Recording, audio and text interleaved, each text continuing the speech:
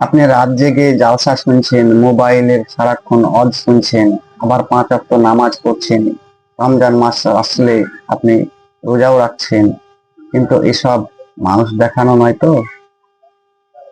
আপনার মন শুধু চাইছে আল্লাহকে খুশি করব, এই জন্য করছেন তো।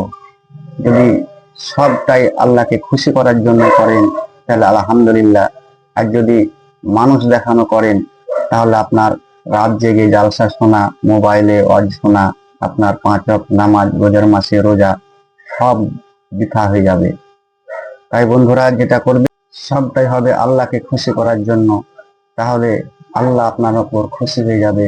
আর এই খুশি হয়ে যাওয়ার কারণে আপনাকে আল্লাহ তাআলা জান্নাত দিয়ে দিবেন।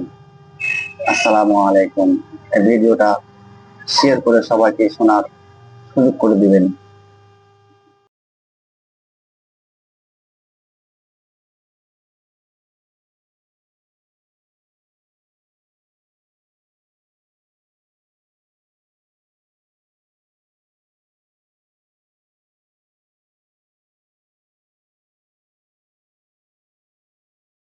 এই ভিডিওটা কেমন লাগলো অবশ্যই কমেন্ট করে জানাবেন আর এই কে টু টিভি এই চ্যানেলটা সাবস্ক্রাইব করে রাখবেন। বরকতুল্লাহ আছে।